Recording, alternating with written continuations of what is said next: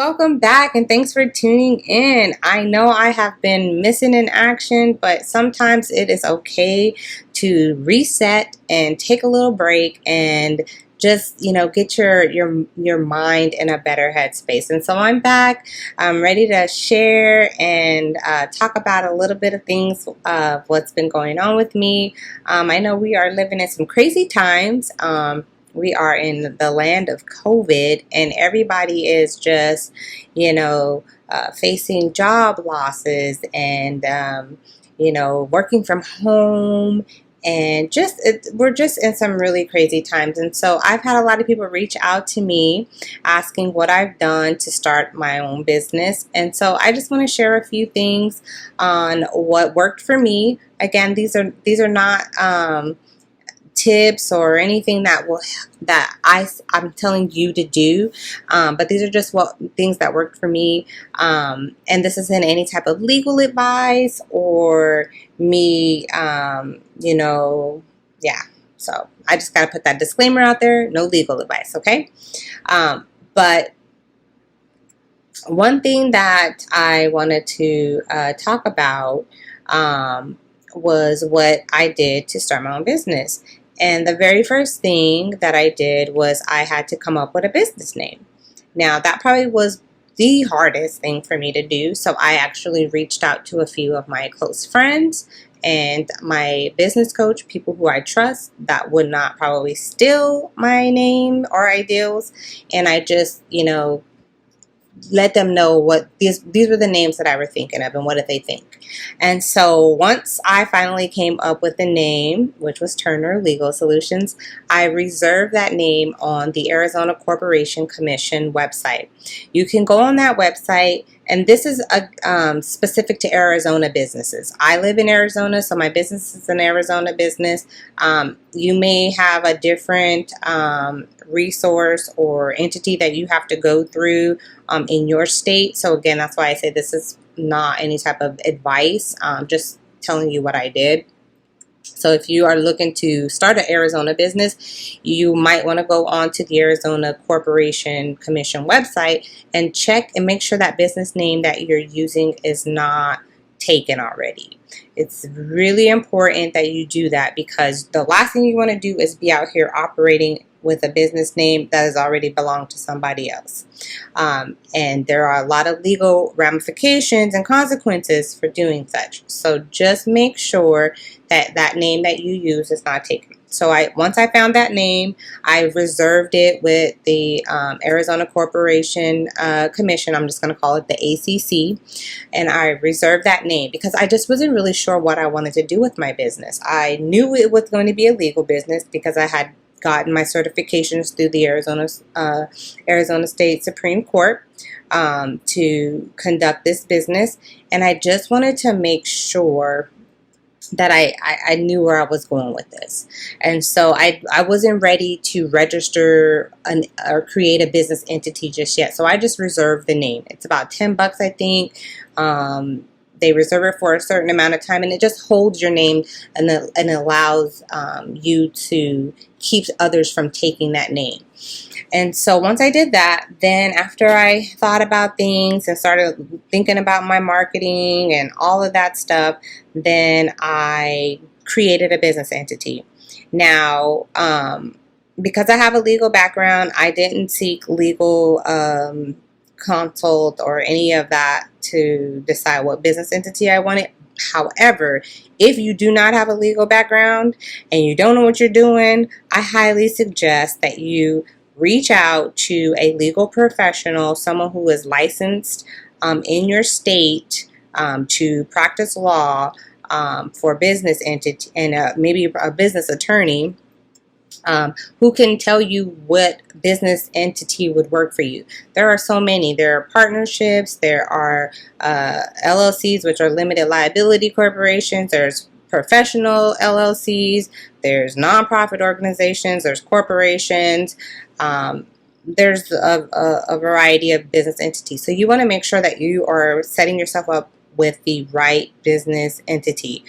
So again, I can't stress how important it is to seek legal advice or a consult or something of that nature if you're not sure as to what entity you should choose, because I will say the ACC website does list these entities, but when you're creating your entity on that website, it's not going to tell you which one you should choose. So reach out to a professional. That way you can know about your tax liabilities. You can know about any type of personal liabilities. All of that's really important when you're selecting your entity. Okay? So then I did my business name. I created my business entity. I believe in the next thing that I started kind of playing around with was a logo. And that is, something that I would say you really want to be careful who you share your ideals with, especially with the business name and your logos. Those things need to be protected once you do create a business entity, especially a logo.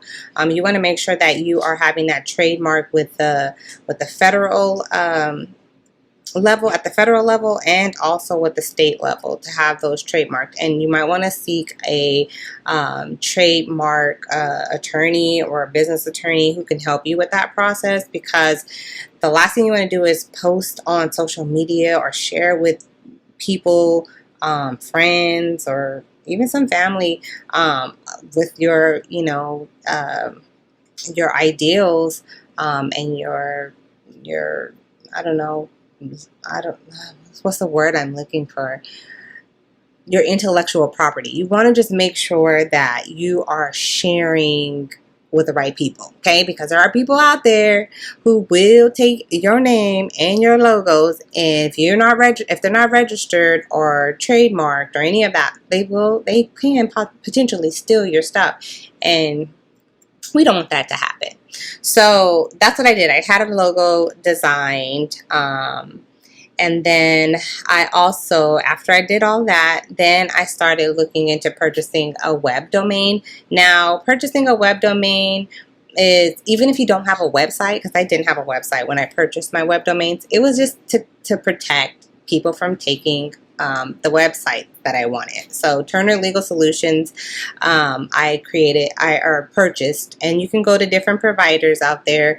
I purchased turnerlegalsolutions.com, .net, .org, all of these, .biz. I did all of these because I didn't know what I was, where I was kind of still going with the website part of it. And that was some advice that I got from my business coach. Purchase a web domain. I did it, and I'm very grateful that I did that. And so after I did that, I purchased. Well, let me backtrack just one brief moment there. After I created my business name, I didn't just do the website right away, or the web domain stuff. I actually, when I created my business entity, I did reach out to the IRS. This is a really important part, and I cannot skip that. I reached out to the IRS and the Arizona Department of Revenue to make sure that I was complying with whatever tax requirements there were. So I did create or apply for my EIN number on the IRS, with the Arizona Department of Revenue. Once I did the research, there was nothing for me really to do on that level. But I checked with the city and the county to make sure I was in compliance with whatever requirements or ordinances I would have. And so that's important.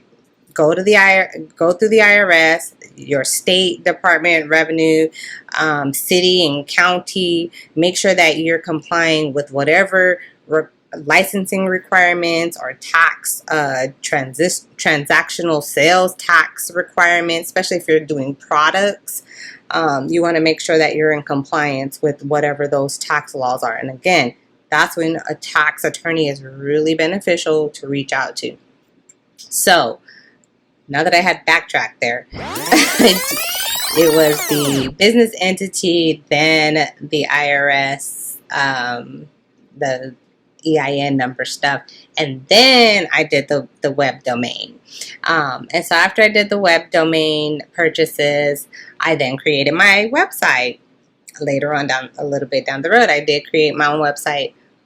That ain't for everybody now, because it was a lot of work to do my own website. But when I was first starting out, I did not know. Well, I shouldn't say I didn't know what I was doing, but I didn't have the finances to pay for a lot of stuff. So I had to learn to know what I needed to do to create my own website. And I did. I created my own website. And so that was the next business thing that I did. And then, let's see. Oh, bank account. Yes, I had to have a bank account, a business bank account, because what you do not want to do is commingle those funds. You do not want to mix your personal money with your business money, okay? You want to have them separate.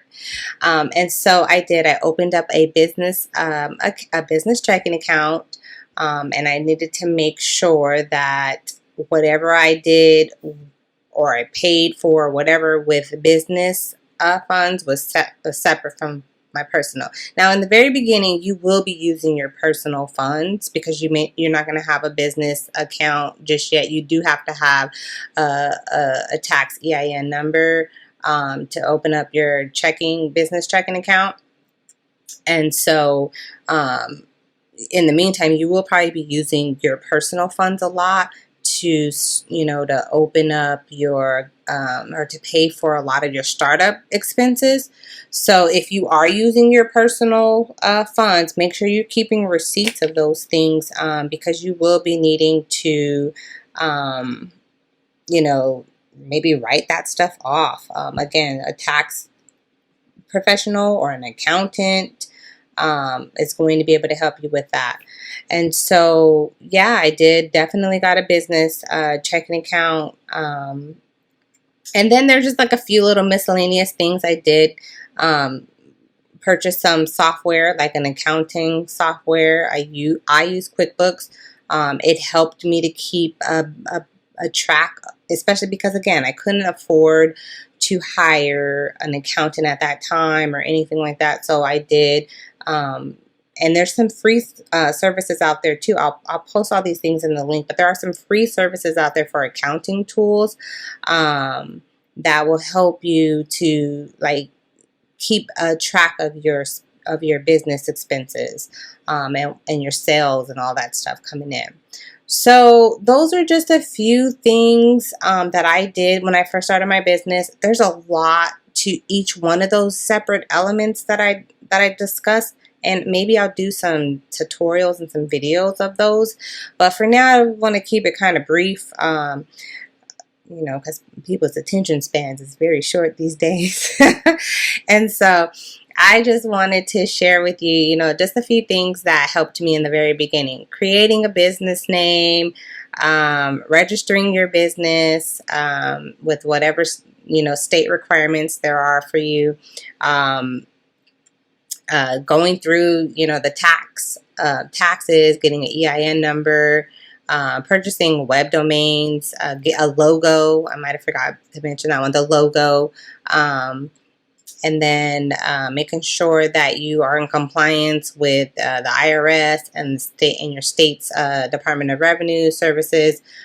Making sure that you're in compliance with any city or county requirements, whether it's licensing or tax requirements, and then just also opening up that checking account, that business checking account. Those are some really good things to get you started on your journey to becoming your own boss. So again, if you like what I said, please make sure you go ahead and give me a good like, a thumbs up. You can definitely share my videos, and please subscribe. I will post some more content about business stuff and other things too, not just all business here. But yes, I hope everyone is staying safe and healthy, and I look forward to chatting with you guys again soon. Bye.